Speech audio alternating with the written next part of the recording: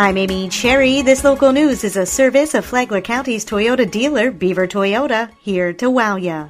With plans underway to distribute the COVID-19 vaccine in Flagler County, local health officials are preparing the public for what to expect. John Arking has the details. While the first rounds of the COVID vaccine are going to medical workers and others in high-risk categories, eventually larger swaths of the public will become eligible to receive it. Flagler County Medical Director Dr. Stephen Bickle says when they do, they can expect some minor issues. Most people should expect that their arm may be sore. They may have a low-grade fever like 99, something like that. They may feel a little just kind of achy, funny, like you do the first day you're getting a flu, and then it would go away. And that's just part of the inflammatory response that the vaccine is supposed to trigger. In fact, some of the people who are in the trials were kind of using that, if they got that, to tell themselves whether they got the vaccine or the placebo. So those things are really pretty minor, pretty similar to what we've experienced, we all used to. Then there are serious adverse reactions. It triggers the immune system. Sometimes the immune system goes a little awry and attack parts of the body, one of which is the nervous system, which is obviously very serious.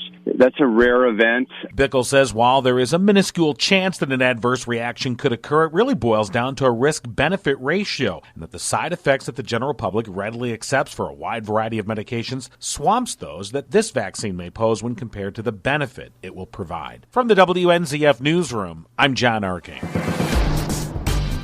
This is a huge win for this community. He's calling it one of the best days in the history of Palm Coast after City Council paved the way for Jacksonville University to bring a new campus to the city. Jeff Douglas is with Douglas Property and Development. We've landed a great university that is well prepared, that has a big business plan to grow here in the city, and the envisioning that has taken place and the potential that we've all realized when we moved here and invested here and put our lives here, that potential is now realized. He says that's evidenced by Jacksonville University's aggressive plan to add 100 medical students in year one. We'll be able to retain students here in the community instead of spending all the money to educate them and only have them leave. So for all people, for all citizens, this is a huge win for this community. He tells WNZF it's just one piece of Palm Coast's growing town center, with a new hospital coming along with the University of North Florida's MedNex. I think now you're going to start to see these medical tech companies have the space to land. We've got the housing forum. We had to implement that first. Now we've got the educational piece in, and now we've got the land and utilities, and those things are in place to meet their needs immediately. Douglas Property and Development is also working to increase residential opportunities in the city as well.